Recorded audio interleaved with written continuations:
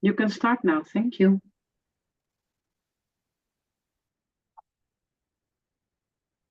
Hello, everyone. Welcome, and thank you for joining us on our webinar today. Today, we will be discussing the use of heat therapy for the management of musculoskeletal pain. And we do have a great lineup of fantastic speakers who will be sharing their knowledge and expertise today to help us provide guidance for pharmacists on that topic. I'm Sherif Guorgui.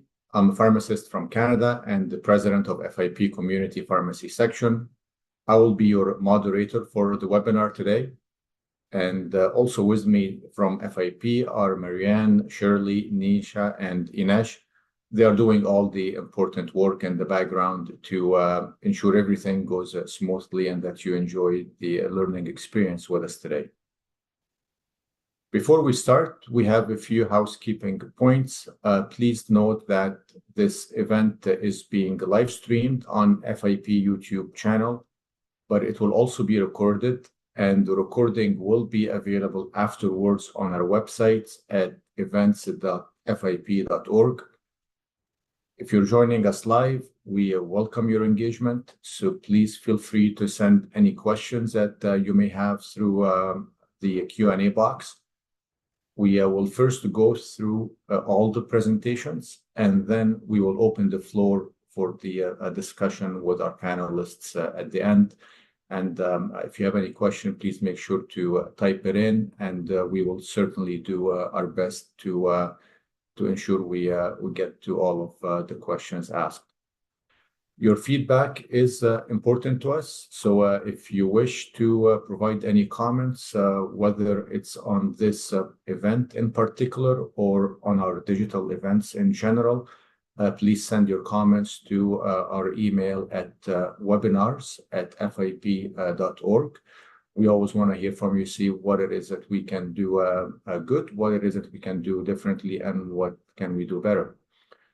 And lastly, if you're not a current member of FIP, I would like to take this opportunity to invite you to become a member and join a global network of colleagues from all over the world.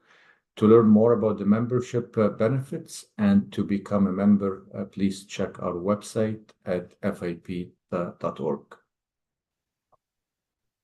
The guidance development and this webinar are supported by an unrestricted grant from Angelini Pharma. So FIP would like to acknowledge and thank Angelini Pharma for their support.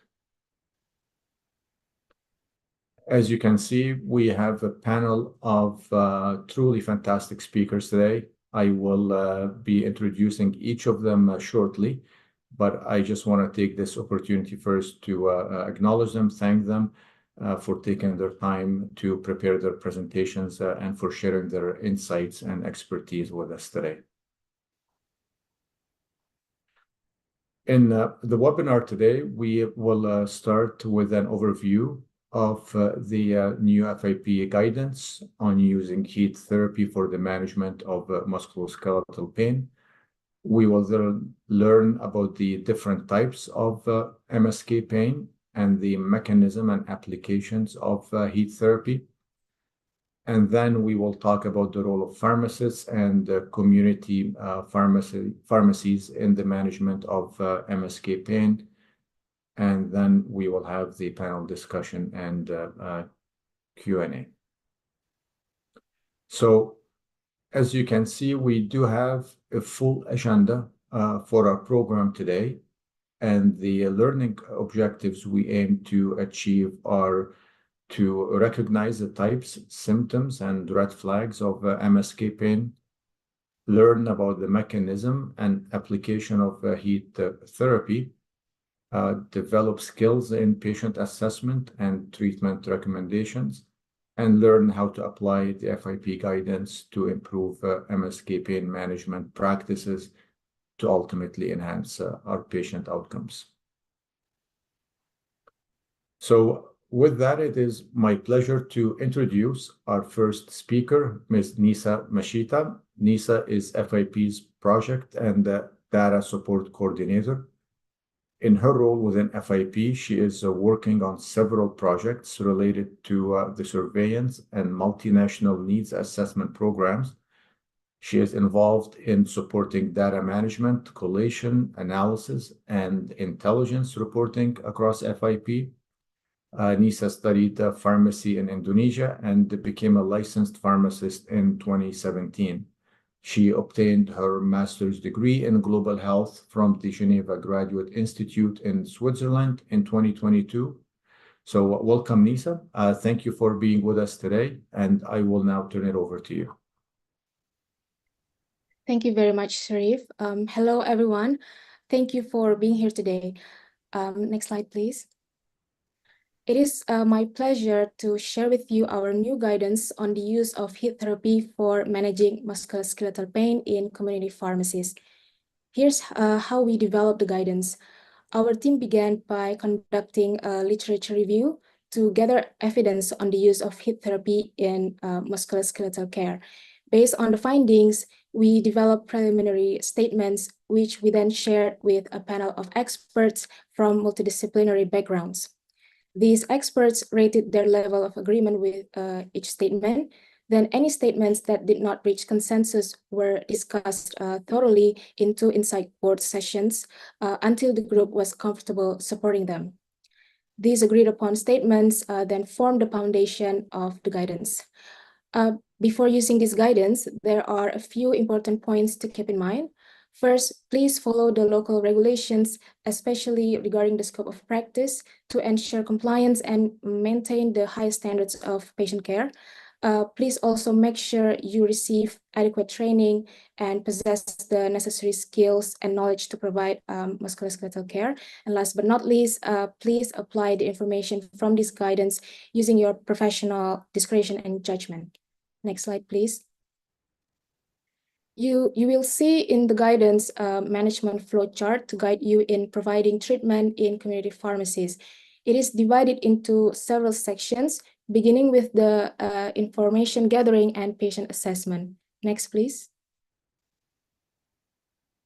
The assessment involves evaluating symptoms, reviewing medical history, and if appropriate, conducting a physical examination to assess the visible signs. Next slide, please. A critical part of the guidance is recognizing red flag warning signs. Based on the assessment, if patients experience any of these, it's important to refer them to a medical practitioner immediately without starting any treatment. And the guidance outlines what these red flags are to help you identify them quickly. Next, please.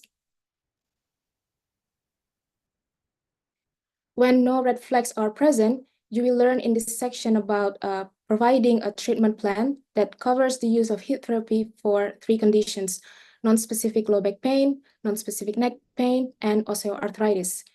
It outlines whether heat therapy can be recommended as a standalone treatment or combined with both pharmacological and non-pharmacological options. Next, please. Once a treatment plan is established, pharmacists should explain how heat therapy works and provide clear instructions on its application, including when to use it, the recommended duration, and how many times each day that patients can use to prevent burns and irritation. Next, please. Patient safety is highly important, and this guidance includes information on common side effects of heat therapy and what to do if they occur, so that we can ensure patients understand what to expect, when to stop the treatment, and when to seek further help. Next, please. In the last section, you will learn about following up with patients to assess their response to the treatment and when to refer. If there's no improvement, symptoms worsen, or adverse reactions occur, for example, then a referral to a medical practitioner should be made. Please note that all recommended steps I just mentioned will be discussed more thoroughly by our experts today. Next, please. In addition to the guidance, we have created a summary brochure and a short video that highlight the key points from the full guidance. These resources can be accessed through the links and QR codes on the screen underneath each resource. They are also available on our pain management webpage, which is part of our self-care microsite. You can access the microsite using the link in the orange box. That's all from me. Thank you very much for your attention. We hope this guidance will be a valuable resource in your practice. Over back to you, Sherif.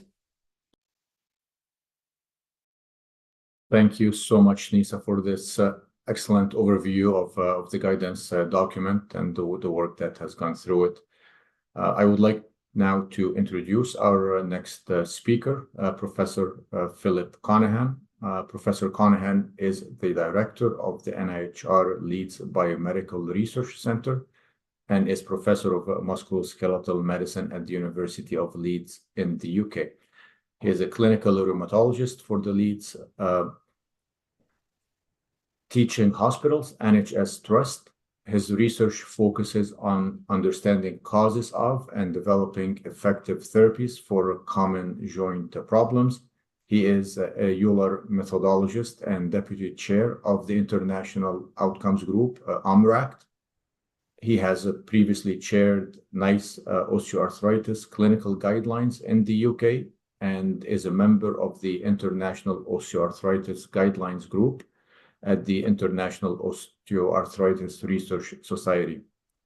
He has co-authored over 700 publications and received multiple international research awards. Welcome, Professor Conahan, and thank you for being with us here today. Thanks very much, and I hope the audience has managed to stay interested despite my CV run through there. So I want to talk a little bit today about different types of musculoskeletal pain, often what people call arthritis, and give you a bit of a feel for how we make diagnoses and what things we look out for that might be red flags. So I'm a rheumatologist. It's a bad name for a specialty. Nobody ever knows what we do, but we tend to see people with all different types of arthritis and some immune diseases that don't always rate. I still see patients. I am a clinical researcher, but I'm still seeing patients, and I have got lots of osteoarthritis myself, which is a result of playing sport and injuries when I'm young. Let me just move on. I work in Leeds, and I love showing this map, especially when I go down south in England, just to show where Leeds is here in the middle of the country. And if my accent doesn't sound quite like a Leeds accent, it's because this is where I worked before I moved to Leeds 25 years ago. Now, arthritis is all about joints, and it's worth knowing a few things about joints. Most people have heard of bones. Most people have heard of the cartilage that lines bones, what's called hyaline cartilage, and it's about the same consistency of the rubbery stuff you get at the end of a chicken breast, and that's what lines all your joints. But as well, what most people have never heard of, and what patients have never heard of, is this layer of very fine tissue, or like cling wrap, wrapping around the whole inside of the joint, what we call the synovium. And that acts as a filter for things going in and out of the joint and gets inflamed if there's any debris or infection or anything else inside the joint. So bone, cartilage, synovium. And it's also worth knowing about another structure. Most joints are held together by ligaments and tendons insert into the bone near the joint. And where they insert into the bone, we call the enthesis. And that's probably a cause of pain, and I'll come back to that in a minute. So bone, cartilage, synovium, and tendons and entheses. Now, there's over 200 different conditions that I deal with, but the common ones are the big ones that everybody here knows. Most people listening to this call will at some stage have had an episode of back pain, because it's by far the commonest musculoskeletal problem out there, and osteoarthritis is pretty close to that in terms of commonness. And that tends to be large joints, knees, hips, and base of thumb and fingers tend to be the joints that people get osteoarthritis. An awful lot of what I see in clinic is tendon problems. For those of you who spend a few hours every day or more doing keyboarding and wake up with 15 minutes of stiffness in your fingers, it's very likely that's tendon problems, not arthritis. About 2.5% of the population, depending where you live, has gout, which is an acute crystal arthritis, very painful but intermittent episodes.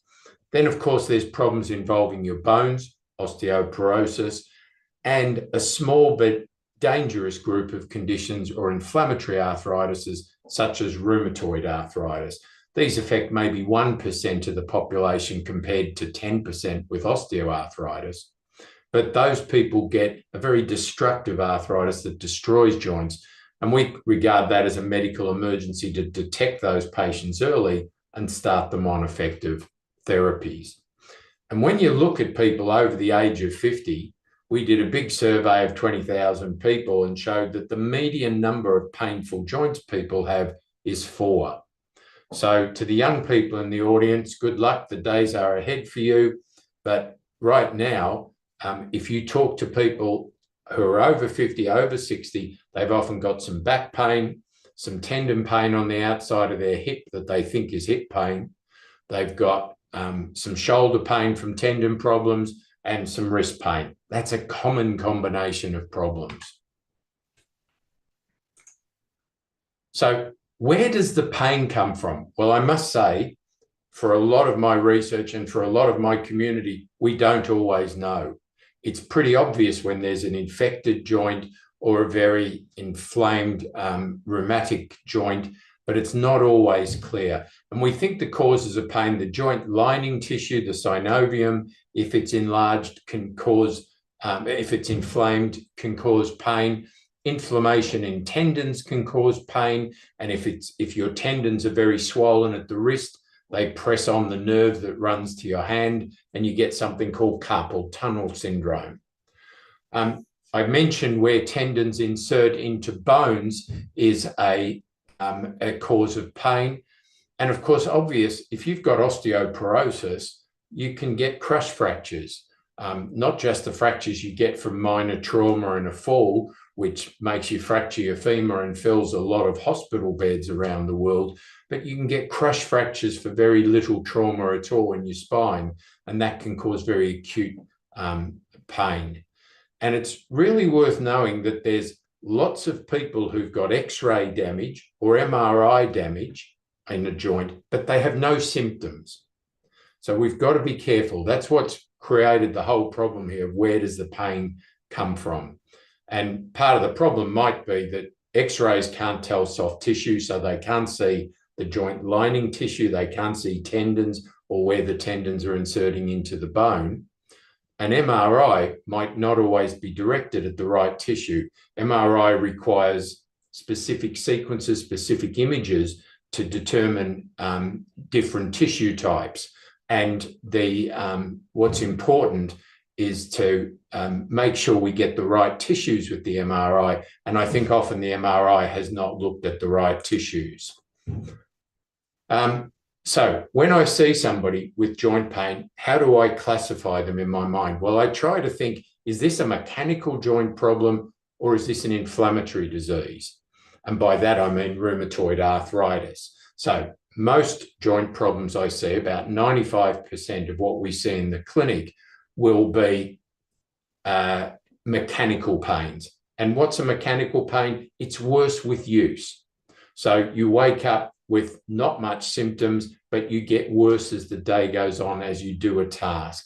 And that's the clue to a mechanical type pain. Inflammatory arthritis pain is often associated with a lot of pain and stiffness first thing in the morning, so that you might have 1 to 2 to 3 hours before you can get moving in your hands or your back.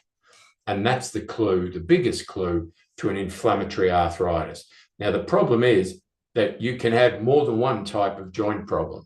Most people will have mechanical problems as they get older, but they might also develop an inflammatory arthritis as well.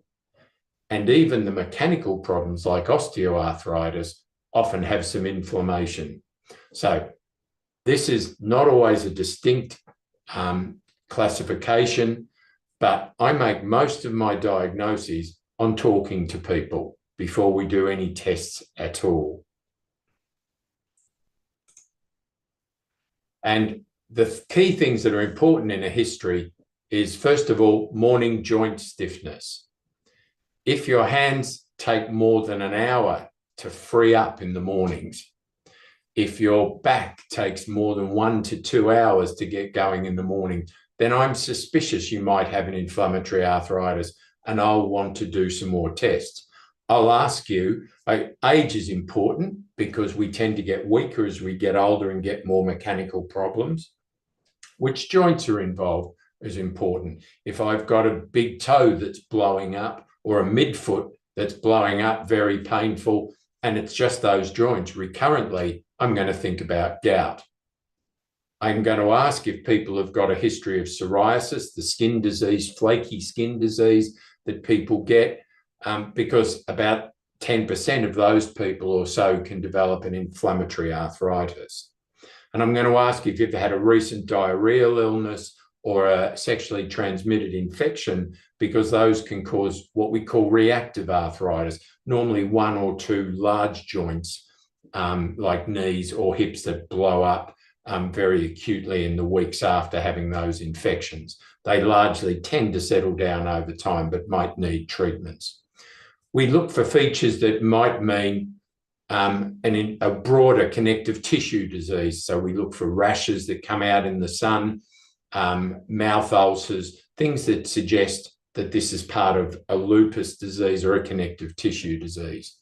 And I made that note about gout because if somebody's had gout in the past, it's just about always gout when I see them again, because we're not very good at treating gout well, even though we should be able to cure everybody. So the other thing I like to ask people is about how strong they are, because if you're weak, you take a lot more strain through your tendons, and where tendons insert into joints, and that's the major cause of most joint pain I see in clinic, I've got to tell you. So the easy questions to ask people is, can you undo a jar easily? And about 80% of my patients cannot. Can you get out of a chair easily or out of the car easily? That tells you about leg muscle strength. And many of my diagnoses I make by calling out a patient's name and watching them get up from a chair and walk towards me. And I pretty much know already what's going on with that patient's musculoskeletal system. The commonest cause of somebody saying, my leg feels like it's giving way, is just about always weak leg muscles. And it's worth asking people what they do. I've often got people I talk to and they say, well, I don't do a manual job, doctor, but they're sitting doing keyboarding half the day, and then they do 3 hours of TikTok and social media at night, and no wonder they're getting a whole lot of hand symptoms. I just put in a couple of COVID era questions because what happened to the whole world during COVID was a lot of people stayed home, they didn't exercise, they put on weight, and sometimes they did funny things when they were at home, exercise-wise. And as a result of that, we certainly saw a spike in general musculoskeletal pain in the sort of year after COVID. So what about red flags? And red flags are things that make us think, could there be something serious, a serious infection, malignancy, or an inflammatory arthritis? That's what I'm trying to think about when somebody tells me some of these things. Now, these are uncommon. As I've mentioned, if you've got prolonged early morning stiffness, then you should be investigated for a potential inflammatory arthritis. And that goes for the back as well, where probably more than 1 to 2 hours of morning stiffness with the lower back should be investigated for a disease called ankylosing spondylitis. We know it's the time to diagnosis for that condition is often 9 years. And the problem is that most people have back pain, and a lot of people get rubbed off saying, oh, look, it's just mechanical back pain, ignore it. So that's worth knowing about. People, especially older people over the age of 60, who have a sudden onset unilateral headache with any visual disturbance, that's a potential immune disease called giant cell arteritis, and we need to see that absolutely urgently because you can lose your sight from that condition. Uncommon and generally in people over the age of 55 or 60. You'll often see people who have numbness and tingling in their fingers, especially on the thumb side of the hand, and that often is carpal tunnel syndrome, but there's more severe things in the lower limb. If you're suddenly getting numb around your backside and then the upper legs in the distribution of a saddle, then that can be a compression problem with the lower lumbar spine, and that needs looking at. I think if people have had change in their bowel or urine habits, that in the presence of back pain, that always worries me what's going on. And I think joint pain after major trauma, or especially after minor trauma, somebody lifting something, suddenly get very severe, acute, localized back pain, not going down the leg, but localized, especially in an elderly female. I'd worry about an osteoporotic crush fracture. And of course, what we all worry about is malignancy and missing it. Luckily, bone malignancy is uncommon. And it's worth asking, have you ever had a history of breast cancer, bowel cancer, prostate cancer? And night pain, pain that's significant that wakes people up, is often worth investigating. So just on examination, as I say, a lot of things you can see. For rheumatoid arthritis, we tend to see swelling of these knuckles, the sort of what we call the MCP joints or the proximal knuckles, whereas this will be much more common, what everybody will be seeing. This is osteoarthritis. It tends to affect the middle and end joints and tends to be bony and often asymptomatic. Sometimes symptomatic for 1 or 2 years while the bone is deforming, and then tends to be stiff but not painful. Whereas thumbs, and you can see some squaring of the thumb here, is a common site for chronic pain because you use your thumb all the time. It's the joint, this grip we have between our thumb and our index finger is the most important grip we can do. So that's often painful.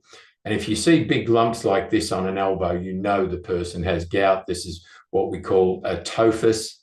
This is a big lump of uric acid crystals, which when you get too much uric acid in your body, it forms crystals in joints, which causes the acute arthritis, or it forms lumps of crystals under the skin. And if they rupture, you end up with sort of white toothpastey stuff coming out of there. So what do we do? I don't want to talk too much about treatment, but generally for any rheumatic musculoskeletal disease, the treatment is a mixture of non-pharmacological and pharmacological. And often the most important non-pharmacological bit of information is giving people information, education that their problem can be treated, which it can in the vast majority of conditions, and also keeping people strong. You'll know that I'm a bit obsessed with getting people strong because I think it causes weakness, leads to tendinitis, enthesitis, and a lot of pain. For the medications, this audience will very well know we don't have many medications that work well for the vast majority of common musculoskeletal conditions. And the common ones we've got have side effects, so we have to watch out. And I'm going to finish there with a thought about getting people strong. I spend a lot of time in clinic being a physiotherapist. I try to get people to walk laps in a swimming pool, which is a great exercise for lower limbs and getting strong, using towel-assisted quadriceps exercises and getting people to use a squeeze ball with sustained grip, not on and off, but sustained grip while resting your forearm will turn most people's weak hands into strong hands within just a few weeks. And I'll finish there and back to the organisers. Thank you so much, Professor Conahan, for this very informative presentation. Very much appreciated. I would like now to introduce our next speaker, Dr. Zanoli Gustavo. Dr. Gustavo works as a private orthopedic surgeon based in Italy. He has obtained his MD and degree in orthopedics and traumatology from the University of Ancona and his PhD in Sweden from the University of Lund. He is a former contract researcher and contract professor at several academic institutions in Italy and Switzerland, and currently maintains teaching appointments. He's surgical editor for the Cochrane Collaborations Musculoskeletal Group. He is co-founder of GLOBE, which is an Italian work group for evidence-based orthopedics. Dr. Gustavo is also a member of the National Arthroplasty Registers Steering Committee in collaboration with the Italian Institute of Health. And he's a coordinator of the Registry Commission for the Italian Society for Orthopedics and Traumatology. Dr. Gustavo, welcome, and thank you for being with us today. Thank you, Sherif, for this long presentation. I hope it was not too boring for everyone listening. And I'm also aware that it's very difficult to speak after Philip Conaghan, so I hope I can keep some of the attention that he's surely been able to have on you with the next slides. We're going to go into the mechanism and the possible application of his heat therapy in musculoskeletal pain. And this is my disclosure, but you will not really find the reason why I'm here because my disclosure is mainly as a surgeon. I'm mainly a joint surgeon, hip and knee surgeon. But actually, the reason why I think I was invited here is that I took part on this work group, which ended up in writing this narrative review. And this work group was partially sponsored by Angelini, who is the sponsor of this this afternoon's meeting. So, and then for the same reason, probably I was also invited by FIP, which I did not know at that time, and I'm really impressed by the organization they are putting on the field and by the numbers of you really worldwide connected today. So I'm a little bit anxious that I will be up to the task. But so having spoken about my conflict of interest and why I'm here, this is more or less what we're going to cover this in the next 10 minutes or so. And of course, we're talking about heat therapy, so we can go back as far as we can to the discovery of fire. This is one of the first technological introduction in the human era. I mean, you can imagine that controlling fire has been disruptive for the humanity and even for Homo species before our present human being. It has been disruptive probably more than smartphones and artificial intelligence. Probably there were people saying, old grandparents saying to their nephews, you shouldn't be playing with fire, that's something new, it's something wrong. But it actually really changed our lives in many ways. Going a little bit further in history, this is a very famous book among orthopedic surgeons because it contains here, you can see the picture of the first methods of containment for fracture, for example. And this very famous surgeon in the pre-scientific era quotes Hippocrates, not the first man, but Hippocrates himself, when he says that those conditions which are not healed by pharmaceutical treatments, they are healed by iron. And by iron, they mean the scalpel, and that's why I usually use this quotation to say that we surgeons are superiors, for example, to rheumatologists.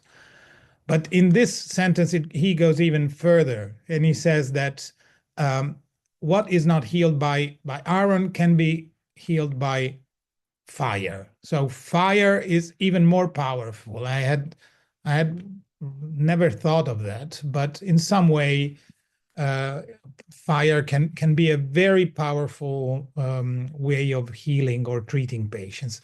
But of course, there are many ways we can use heat in treating the patients. Hyperthermia, it's a very invasive therapy, and this is not what we're going to talk about today. Then there is deep heat therapy, which is usually performed by a physiotherapist, and also this one will not be the main topic of our presentation. What we're talking about is superficial heat therapy, which is usually self-administered and has many, many ways of application. It can be classified in different way, whether it's dry heat or moist heat, or if it's the energy is transmitted via conduction or convention. But the selection I made, and I think this was the topic also of the guideline which will be presented and of the whole afternoon, is that we are talking about heat applied directly to the skin, usually self-administered. Of course, this might sound something very basic. In Italy, we have this saying, you have just discovered hot water, which is more or less like in English, reinventing the wheel. And so we might do as in all these Western B movies, that when someone was sick or was pregnant and going to give childbirth, there was always the need for some hot water. I will try to show you that it's maybe not only so easy. The application modalities are, I can imagine, countless. This is the ones I could find in the last weeks, looking on the internet, looking at the papers. They can be distincted, whether if they are applied directly by conduction or if it is by convection, which means that either air or water brings the heat to your skin. And then, of course, there is the market. The market means that there are nowadays plenty of systems, at least in my country, available to bring heat to your skin. The common mechanism behind the therapy is vasodilation. You can see what happens when you apply cold. Of course, the cold stress will reduce the skin blood flow, and when you go back to normal, it returns to normal. If you apply heat, then the blood flow increases up to a certain level, and this is through the fact that vascular terminations are becoming bigger and they let more. I'm a fan of pathophysiology. I must say I'm a clinical researcher. You've heard I've been working for Cochrane for many years, and I'm always a little bit skeptic about these type of explanations. But just for the sake of staying within the boundaries of a normal lecture, I will present also these slides where you can see that after vasodilation, the increase of local blood flow also brings to an increase in metabolism, and the increase in temperature of the skin either activates the vanilloid channels and alters the pain receptor thresholds. Therefore, we have pain relief, or also reduces muscle spasms, enhances muscle flexibility, and therefore we can have an increased mobility. So both these two effects are of interest when you apply heat temperature, and they are of interest when you evaluate literature on heat, clinical literature on heat therapy. So following the examples made by Philip in his presentation, the most common musculoskeletal problems are low back pain and osteoarthritis. And also in my presentation, I will cover, just as a quick example, the existing evidence on application of heat therapy in low back pain, neck pain, and osteoarthritis. The evidence is rather narrative. Mostly it comes from the paper and from the group where I was not able to bring the whole group to make a systematic review, which was too much for the time we had. So we did just a narrative review, but I completed it a little bit with an unsystematic search in the last few days. So the evidence on low back pain comes from a very old Cochrane review, which found 9 studies on more than 1,000 patients and was able already in 2006 to show some small short-term improvements in pain and mobility when using heat therapy. It's even after that in this other paper, which is focusing on heat therapy and low back pain. It's a narrative review, but they were able to trace at least 2 further RCTs where also they could find some better short-term effects for heat therapy. For neck pain, I was not able to trace any systematic reviews. I could find at least 6 RCTs, which are here divided between the ones here on the left, which are mainly using heat therapy alone, and these ones which are using heat therapy as a part of a more multimodal therapy, as it was anticipated by Philip, and we will come back to multimodal therapy later. And then there is one ongoing trial, which sounds promising, interesting, from a Turkish institution. For osteoarthritis, the Cochrane review is even older than that. But when you look at it, you find out that 3 RCTs included, they only work on cold therapies, actually, not on heat therapy. So it's not really applicable to what we want to say today. In 2022, there was another Cochrane review, which was on osteoarthritis of hip and knee, as we're looking at the adjunctive therapies in addition to exercise, which is one of the mainstay of treatment in these patients. But out of 60 RCTs, only 2 were dealing with heat therapy. And then in my search, and for my paper, for the paper that I was part of, there were 2 guidelines including heat therapy that the ACP, ICR, American College of Rheumatologists. The guideline I was part of, the European rheumatologist guideline, does not speak about thermotherapy. I will go back to the work group, and the next time we will do an update, probably in 10 years, and see why we did not consider thermotherapy. And there are different levels of RCTs, mostly showing that there is a short-term effect.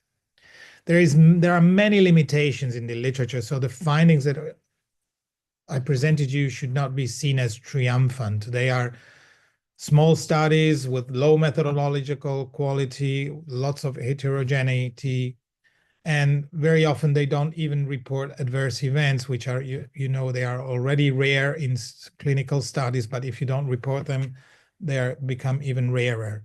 So, of course, we cannot conclude something very strong evidence in favor of this therapy, but as I said, most studies have positive findings.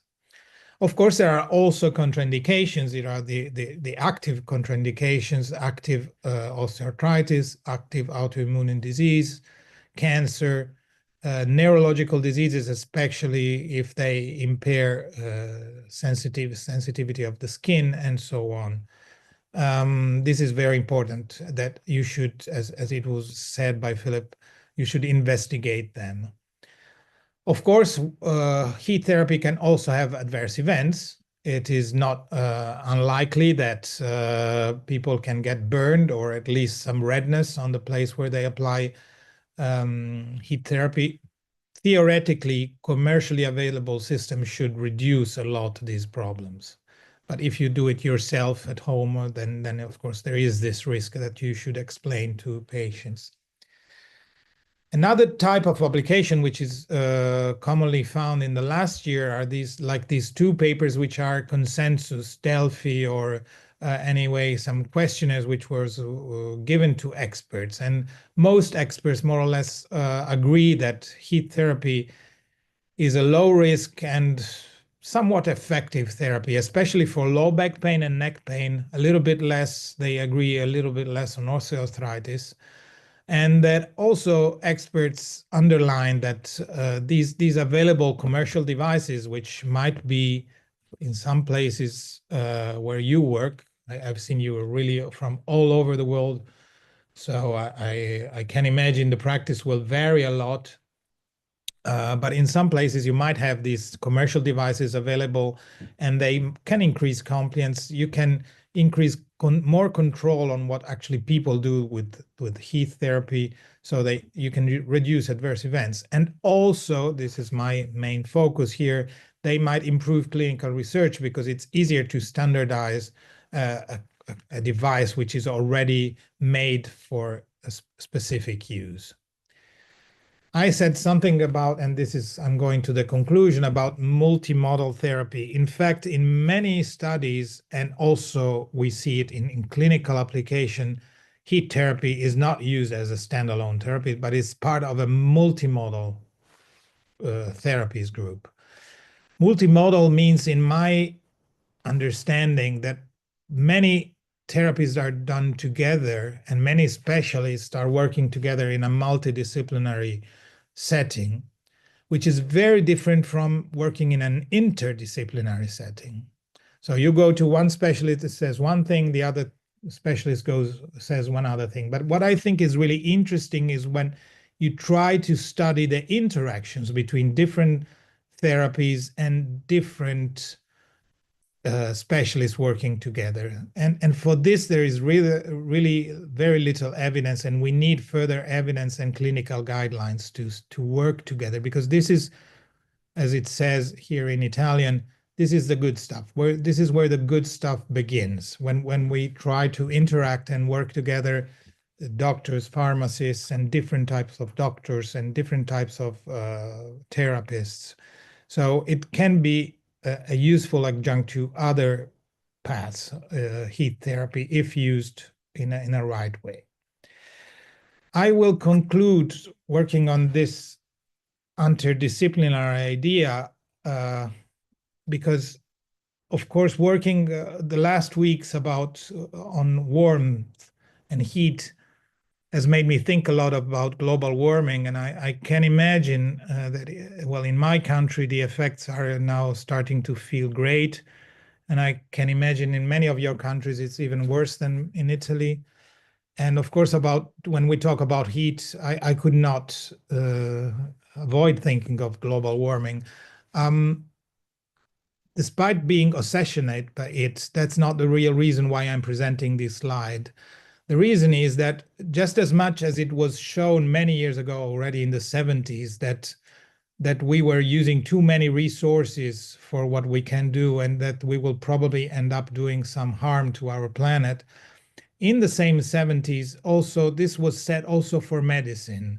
And it has, through the years, been said again also in other editorials, unsuspectable journals like the BMJ, that there is probably too much medicine around, and we are prescribing too much, we are doing too many surgeries, more than we actually need.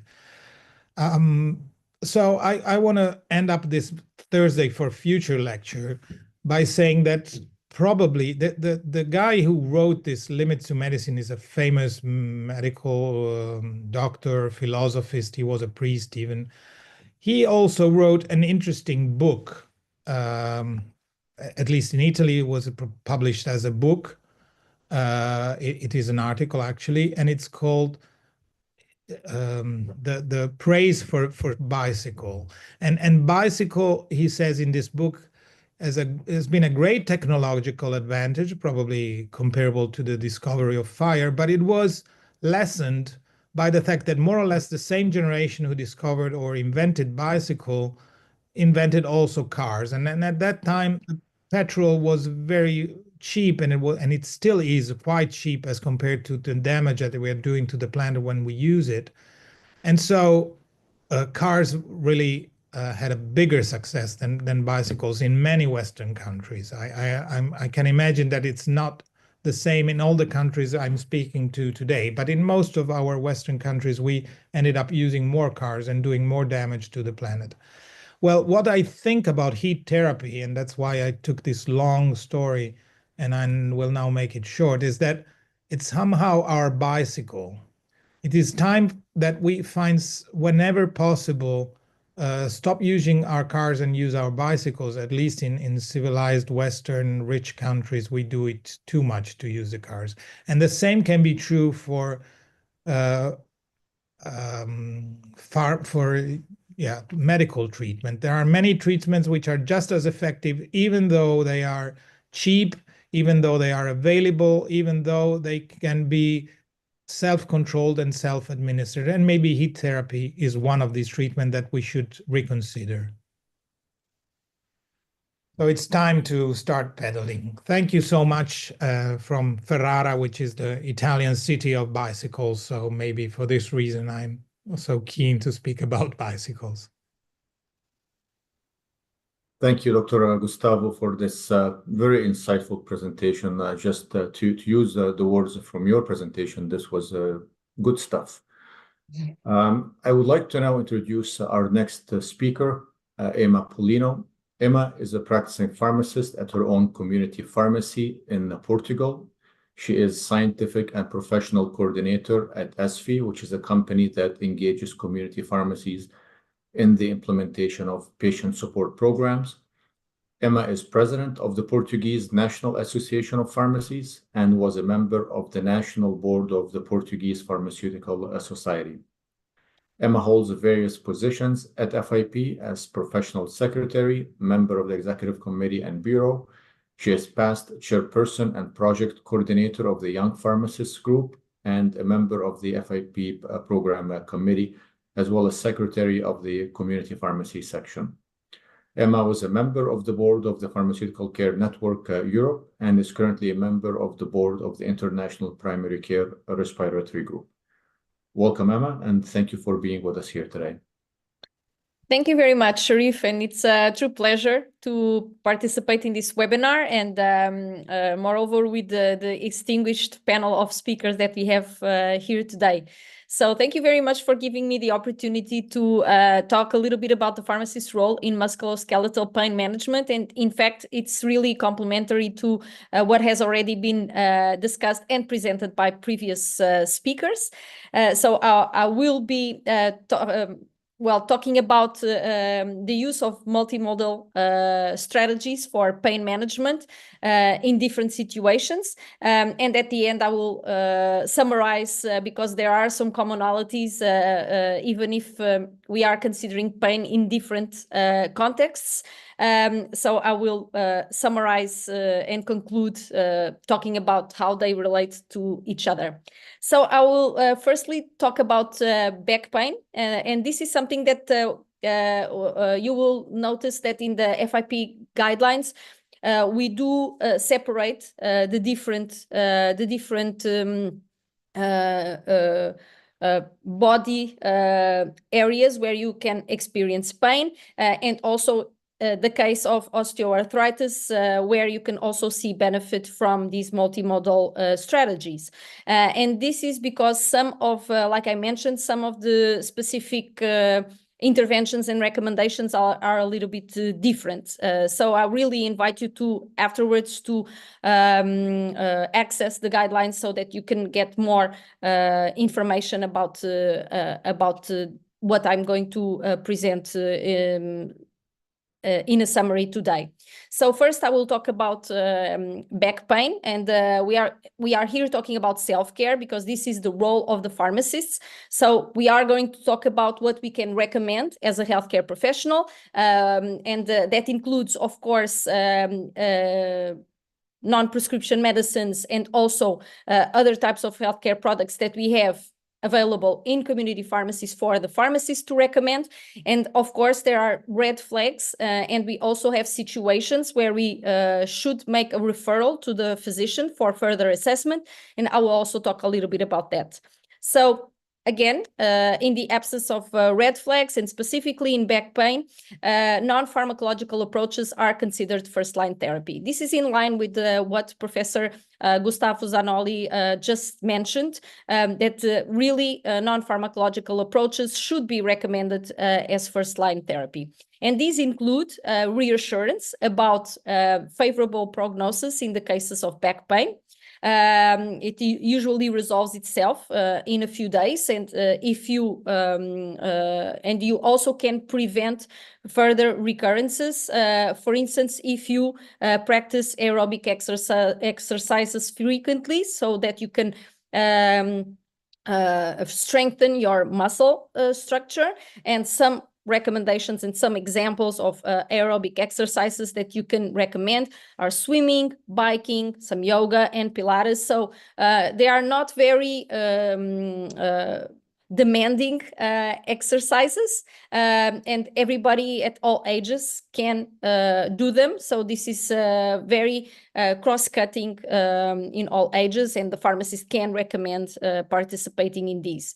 And these aim to enhance flexibility, reduce joint stiffness, and improve mood, sleep, and stress management. Because, as you all know, pain can interfere heavily with quality of life, and specifically in terms of your sleep. So, and this may also increase your stress during the day, and therefore these activities not only help in managing, in preventing and managing pain that exists, but they also allow you to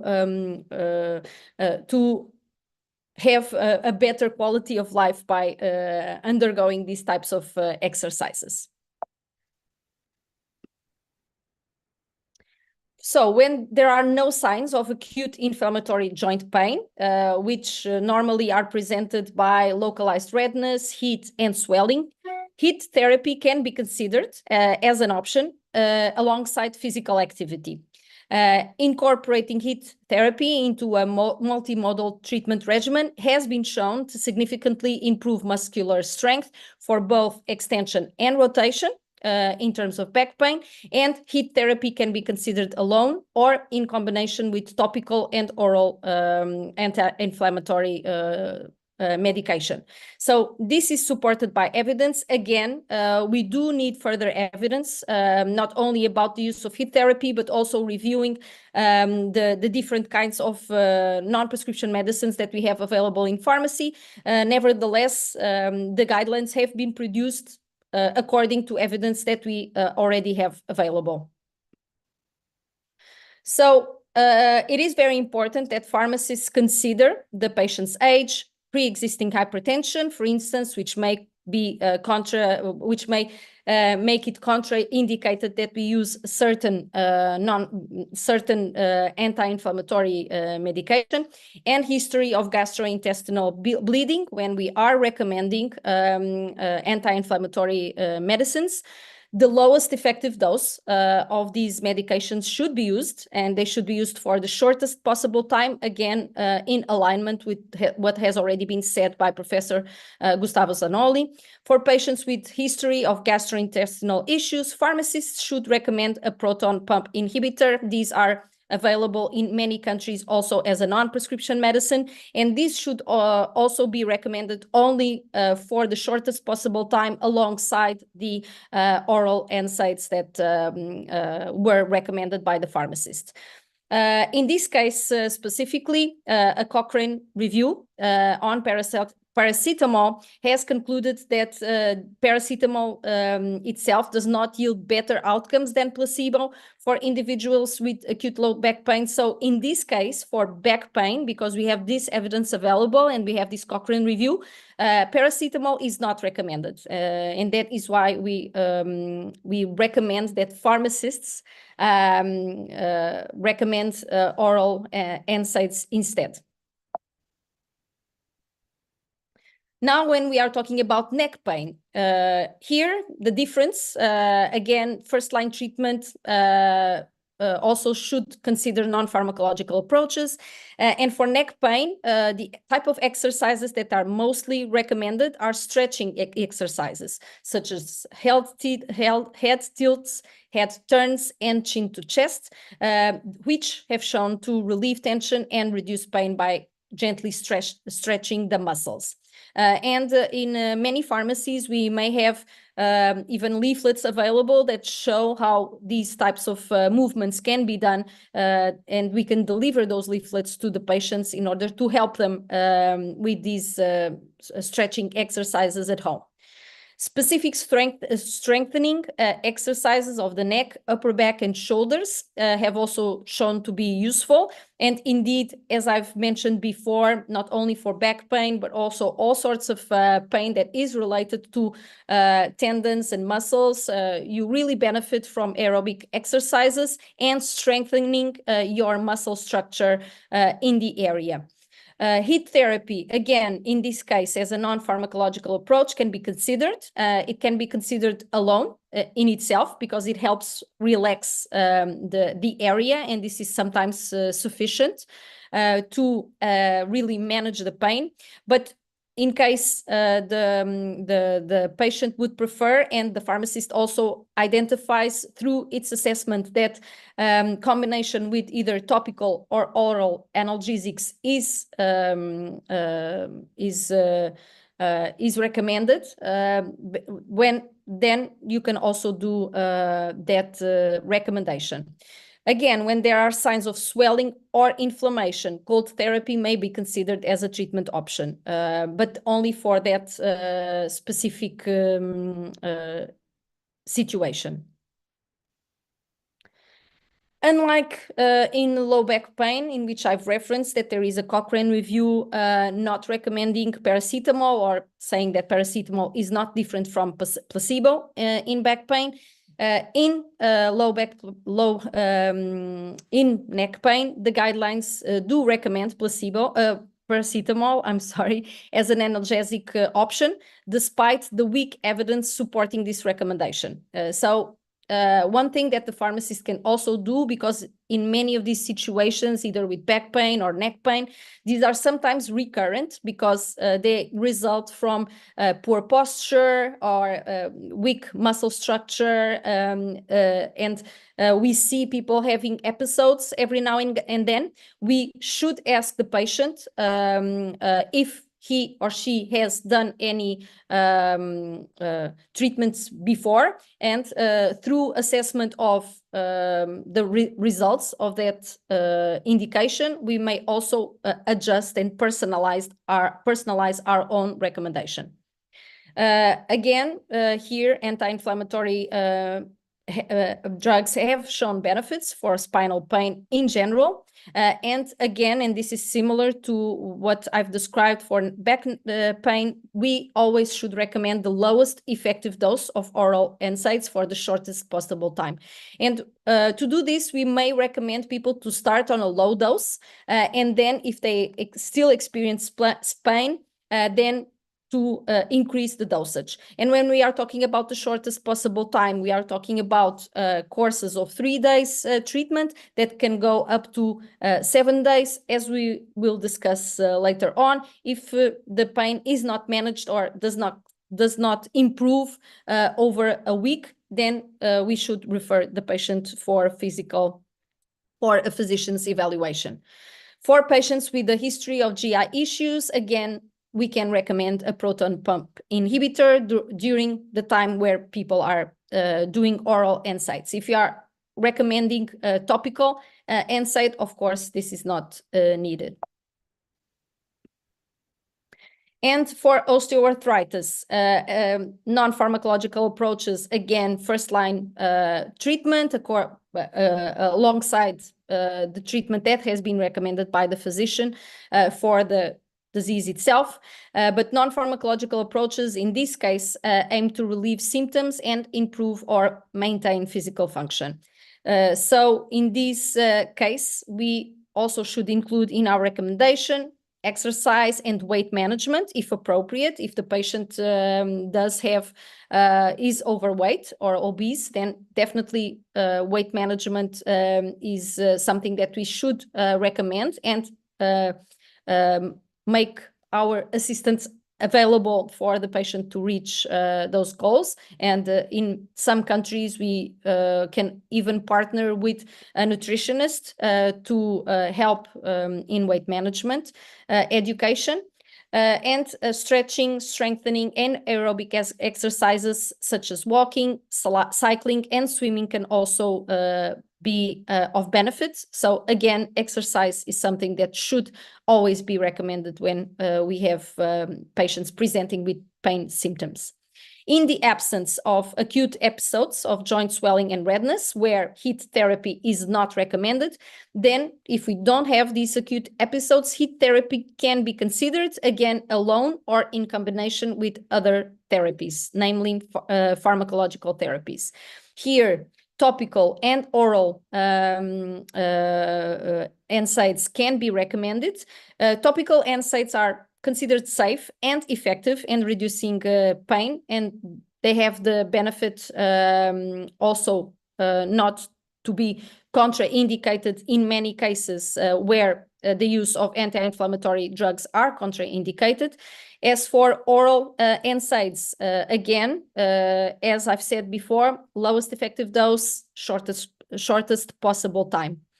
For patients with a history of GI issues, again, a proton pump inhibitor can be recommended. So there, I've mentioned this before, so it is important that we follow up on the effectiveness of our intervention and the recommendation. Patients should be advised to follow the treatment plan for 3 to 7 days. And there is a recommendation for pharmacists to actively follow up with the patients to monitor treatment safety and effectiveness.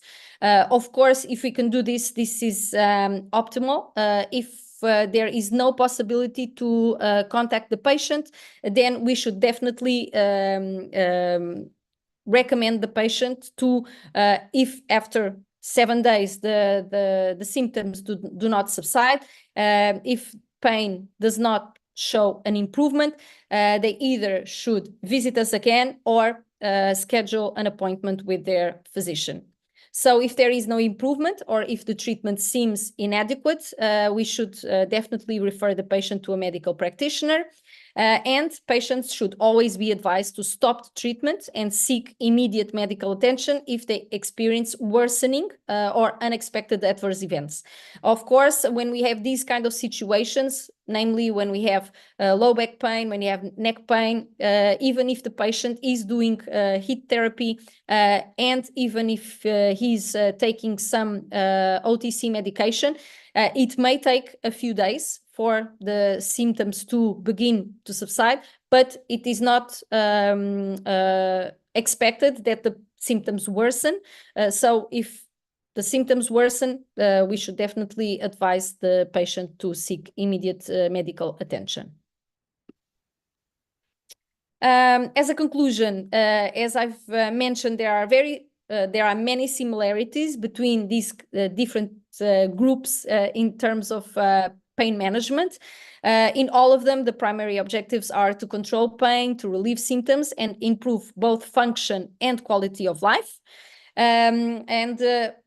For all of them, by understanding when and how to effectively integrate heat therapy with pharmacological treatments, we can definitely offer enhanced pain management strategies, providing patients with a comprehensive multimodal approach to alleviating musculoskeletal pain. And this is particularly important because, as we've already mentioned, this is something that really affects patients' quality of life. So it is very important that we provide patients with the right tools so that they can not only manage but prevent further episodes, which, as I've mentioned, unfortunately for some people are quite can occur with frequency, namely related to labor issues or posture or other types of activities that the patients undergo. So that was from me, my part. So I conclude again that in general, education and advice on specific physical activity, maintaining regular exercise, and continuing normal activities are definitely first-line interventions for musculoskeletal pain. Use of non-prescription pain medicines should be considered in those cases where a pain does affect quality of life and is affecting sleep, for instance. Heat or cold therapy, where indicated, can be effective in managing pain. And stress, as I've mentioned, is also an important factor, and this can be addressed by assisting people, for instance, to modify their behavior and lifestyle. And there are a few meditation and relaxation exercises like yoga and some apps that also help people manage stress that we can also recommend in community pharmacies. It's not only about medicines and healthcare products, it's also about recommending lifestyle changes, and there are many apps nowadays that also provide some good support for patients who want to do that. So thank you very much for listening, and handing back to Sherif. Thank you. Thank you so much, Emma, for this excellent presentation. As always, I might add, and I do apologize about this glare that you may be seeing on this screen here. It's just the sun is just rising where I am right now in Toronto. I would like to introduce our next speaker, Dr. Opeyemi Babatunde. Dr. Babatunde is Senior Lecturer on Evidence Synthesis and Applied Health Research at Keele University in the UK. She is a physiotherapist by background. She has training and expertise working as a public health practitioner. She has a broad academic portfolio, including 45 peer-reviewed manuscripts covering a range of topics and research methods.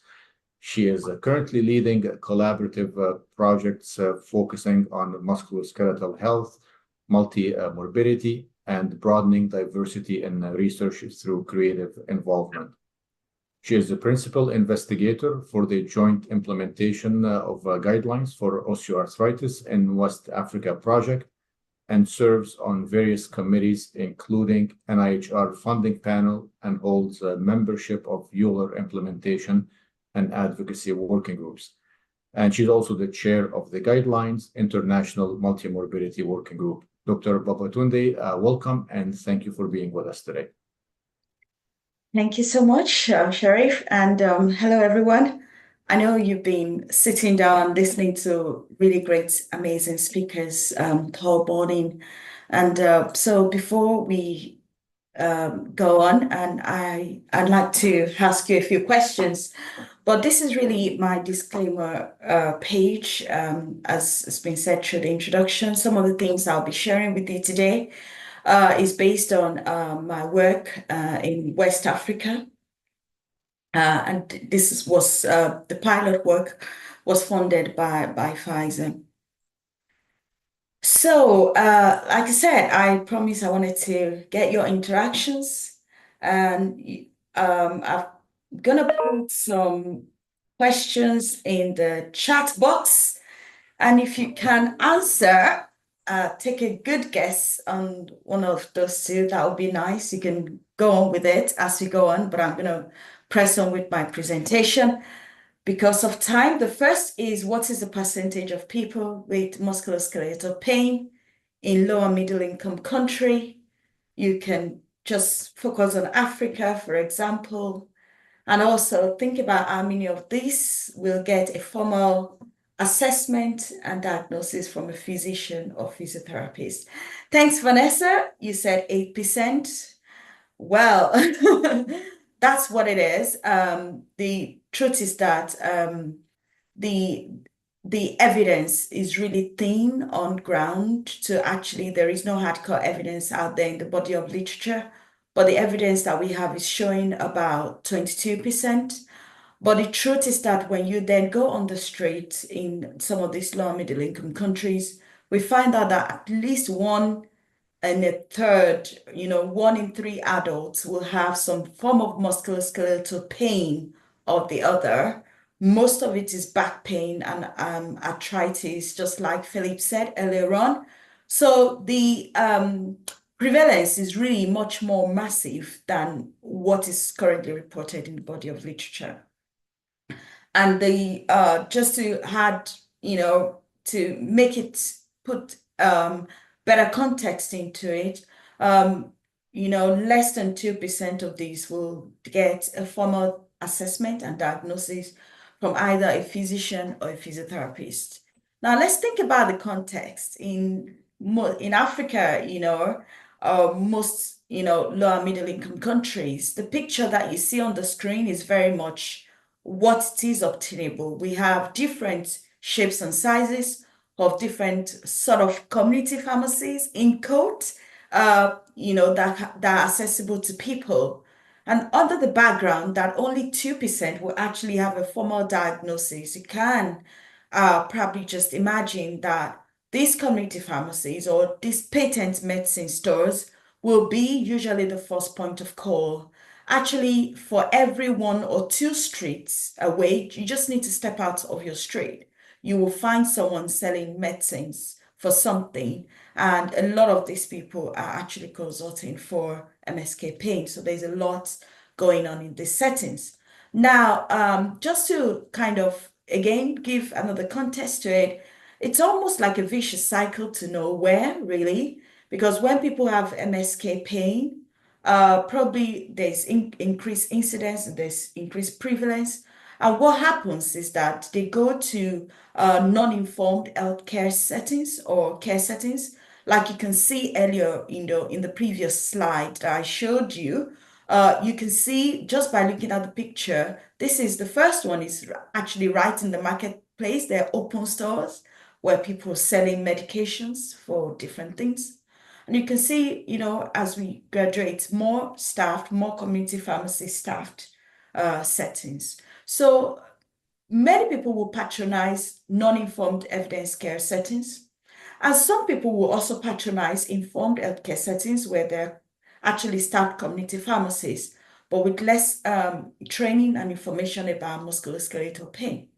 And what happens is that what they get is ineffective management, because sometimes they just ask for drugs. Sometimes they don't even tell what is wrong with them. They just say, oh, I have pain somewhere. And then they ask for the medications and then off they go. They're sold medications. And some will go the way of alternative care and traditional spiritual therapies. And if that doesn't work, they go to the healthcare system, which may or may not be well informed. And when you have this ineffective management, you have poor clinical and social economic outcomes. They have increased disability and pain, and then back, it's a vicious cycle. And of course, decision-making is not shared, and current evidence is not shared as well. And what we've done at Keele University, where I currently work, is we've kind of worked through a model of care. We've kind of tested care according to guideline-informed care, and we've tried to mobilize this knowledge in different contexts from the United Kingdom, West Midlands through a mosaic study, and then we've done Jigsaw Europe, and then I'm privileged to be leading work in Africa space. And all through this space, what we've done also is to kind of trial GP-led consultations, and then also we've tried physiotherapy-led consultations, and then community pharmacy and their team, and then we're also now looking into community pharmacy links and physiotherapists in lower middle income care settings. Now, just thinking about, I'm not going to stay too long on this slide because I think Emma and Philippe had already said so much about it. These are, the guideline recommended care for osteoarthritis, and some of it are applicable to some other musculoskeletal pain as well. And as you can see that, most of the NICE guideline recommendations, they're non-pharmacological. On this slide, you will see the ones in pink at the core, at the center. They're the core recommendations, which is healthy eating, fruits and vegetables, education and advice, information access, topical NSAIDs, And combined with that, people can use EAT therapy, as we've been talking a lot about that today. Local evidence-based support groups, which is again something that is not probably very common in this kind of settings. Therapeutic exercise, which is supervised, but again, people don't even have physiotherapists, or they don't even know about physiotherapies, but they do know about community pharmacies because they have it in every street, or probably every 2 streets away from them. And of course, weight loss. So these are the core recommended interventions. And, you know, the next level, the light blue ones, is a second level, you know, recommended interventions. And the outer level, the deep blue ones, are the ones that are less recommended, like routine paracetamol, routine use of drugs, you know, that is just using it unending. And I know Emma did really weighed on that and say, oh, if there's no changes, then recommend them to have a review. But in this kind of setting, people don't even ever get back to a physician. They don't even come back to the community pharmacist, or they might visit another community pharmacist the next day. Now, why am I showing this? It's very, very important that the first point of access, you know, especially for listeners today who are practicing in such settings, you know, community pharmacies will usually be the first point of call. And it is very important that at that point in time, we're giving them information, the right kind of information about, you know, some of the things that Philip has shared today about the etiology, you know, what could cause this musculoskeletal pain, and how patients could self-manage. And I think that is important. And in fact, EAT therapy can be, you know, incorporated into self-management for most patients, because, you know, coming back, you know, to all of those healthcare settings has cost implications for them. Now, in Jigsaw Africa, we've kind of produced quite a lot of tools.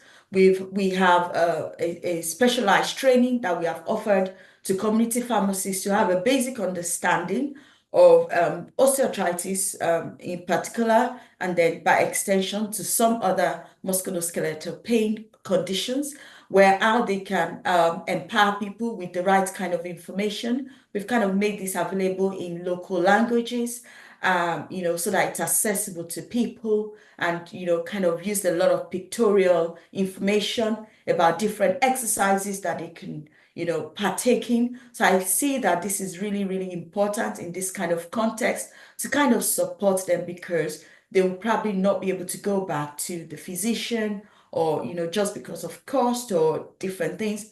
The other thing is people believe a lot in medications or herbal medications. So, and these are, you know, it's important. We cannot really take people's health beliefs away from them, but we can work together with this cultural understanding, cultural, you know, dispositions to actually support them in self-management. So we've kind of you know, used patient and public involvement and a lot of stakeholder workshops to produce these training tools, first for healthcare professionals and also patient-facing tools. And really, some of the impressions from the work that we've done is that, you know, patients feel when you empower them with the information that they can self-manage with exercise, with things like EAT therapy, topical NSAIDs, you know, they said when we come here, we're able to joke and would not feel like our lives have come to an end. And arthritis, though they say it's manageable, but it's something that can still be cured. You know, the cultural understanding is that, oh, arthritis could be as a result of different things, maybe spiritual, but they feel like sometimes if they take something, it can be cured. So information is really important, and instructions about how people could self-manage is very important. I know our time is fast spent, but if you have any questions, you want to collaborate, or you probably want to take the training that we've produced for community pharmacists in your settings, especially if you're working in low-resource settings, please feel free to reach out to us, and we'll be able to kind of support you in that light. Thank you very much, and a shout out to all the community pharmacists out there that are doing great work in some of these low-resource settings. People will otherwise not be able to see a rheumatologist or a physiotherapist who are doing really great work. I just want to encourage you. The bedrock of managing this kind of patients is giving them the right information and empowering them to self-manage. And of course, that includes little things like Gustav said, eat therapy. It's been there for long and it can still be used at this time. Thank you very much. Thank you, Dr. Babatunde, for this very informative presentation. And thank you again for all of our panel for such a great presentations, very great, inspiring lineup of speakers. We have a few minutes left, and I will try to get to some of the questions that we have received. So if I can just ask Ines to please stop sharing the screen, and if I would invite all the panelists to please open up your cameras. And we'll start quickly, just looking at the clock here. So we'll start quickly with one of the questions that we have received for Gustavo. Interesting presentations. One question for Gustavo is if the heat therapy is well known since many years ago, why do you think today there is still low methodological quality of studies supporting it? So maybe Gustavo, if you can. Thank you, Sherif. Can you hear me? Yes. I see there are actually 3 questions. I will take the last 2 because they are quicker, and then go back to this one. One question was about the sciatic nerve pain. Then Philip can also integrate eventually, but there is sciatic is actually deep, and it's not reached its sciatic nerve itself by heat, but it can be. Usually sciatic nerve pain is starting from the back, and it's combined with muscle contraction, so heat therapy can definitely help with that. And if there is some evidence of the synergistic effect that heat temperature as with NSAIDs, yes, there are some trials which are combining. One of the ones I showed you, for example, on neck pain, it was combining heat and ibuprofen. So it is possible that there is some combination. Going back to your first question, which was rather interesting, I think, why, since it's a very old therapy, the methodological quality and the quantity of the evidence is so low. I think we could discuss this for many years. Part of this answer goes back to what Dr. Babatunde was saying. Many of these low resources therapies have not so much commercial interest, and therefore they found less interest in the research. Doing good research costs money, and it's not so easy to start a trial and make it take it through the end without enough resources.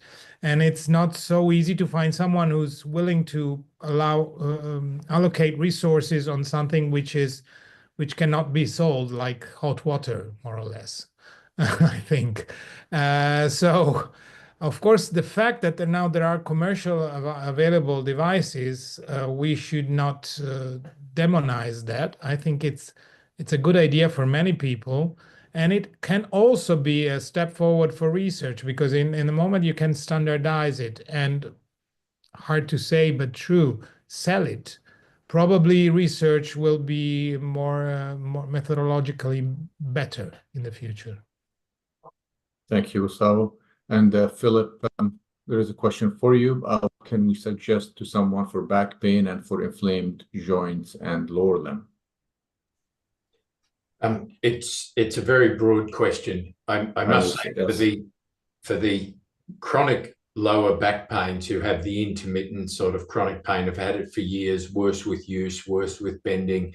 The things we think are important are weight loss, which is just about, as we all know, a useless thing to say to somebody to go and lose weight. It's not a very helpful thing to say, but without resources to back it up. But one of the things that can get people stronger, I think, is Pilates. And just sending people to Pilates classes is something I find, because it does core muscle strengthening that is good for backs. I wouldn't do that if there was sciatica as well. I wish we had something that treated sciatica well. Most of my colleagues self-treat with numerous different treatments when they get their attacks of sciatica, but it ain't so easy to settle that down. But I think in between attacks and for chronic lower back pain, something that strengthens core muscles is Pilates.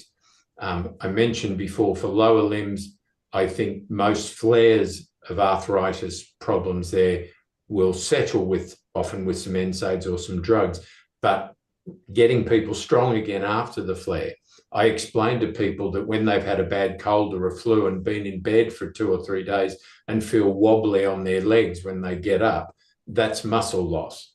So we've got to reverse that, because it then becomes part of every problem that goes on. And as I say, walking laps in a swimming pool or bespoke muscle strengthening is a very good thing. We know people hate the term exercise, so I try to use the term muscle strengthening all the time to focus on that. Thank you so much, and you did a good job of answering such a broad question in a very short time. Now, I know we are at the 8 o'clock right now at Toronto time, but we're going to extend by just a couple of minutes if you can stay with us, just to make sure we get to everyone. There is a comment for Dr. Babatunde. Please help us with links to your courses on this topic. This is from a community pharmacist in Malawi. So maybe if you can share some of that in the chat box for everyone, that would be great. And there is a question for Emma. What is the guideline recommendation on using COX-2 selective NSAIDs and low-dose opioid paracetamol formulations for managing pain, rather than using an NSAID in spite of the GI issues and adding a PPI to care for the same? Yes, well, thank you very much for your question. I mentioned only paracetamol and NSAIDs because these are usually available over the counter, so as non-prescription alternatives in most countries for pharmacists to recommend. COX inhibitors and low-dose opioid with combination with paracetamol are in most countries prescription only, and they should only be prescribed by physicians, and that's why I did not mention, and those are also not included in the FIP guidelines. They are effective when other treatments are not, particularly COX-2. They have been shown to have good effectiveness. As for the opioid alternative, those are usually only recommended as a last line treatment, considering their possibility for addictive and tolerance related behavior. And again, these should be reserved for physicians' recommendation and prescription, as they have more contraindications. They have possibly more side effects, adverse drug effects, and that is why they are considered only prescription only. Thank you so much, Emma. With such a great panel of experts with us today, I know we can spend the whole hour and a half just on going through all the questions for you. I don't think we're doing a great service by just cutting the time short on the questions we're getting here. But fortunately, we're out of time, and we just before we end, want to give you a quick reminder about the launch of the FIP guidance document, brochure, and the short video summary. Those have been shared, the links to them in the chat box. So please do check them out. And also, another reminder that if you would want to go back and revisit this webinar today, you can do so. You can check the recording. It's going to be on events.fip.org. And also, while you're there, you can check the upcoming events as well and register to attend them. And a quick reminder, if you have joined us in the past for the FIP congresses, please make sure to join us as well on the upcoming one in Copenhagen next year. It's a great opportunity to network with colleagues from around the world and learn and share best practices. It is truly fantastic experience. If you haven't done it in the past, please make sure you do. I attended my first FIP Congress 12 years ago, and I never missed one ever since. So please mark your calendar. And if you want to take advantage of the early registration fee, please make sure to register before June 2nd. So with that, we are a bit over time, and we're at the end of our event. Thank you for making the time to join us today, and thank you so much to our fantastic speakers. Have a great rest of your day, and see you all at the next event.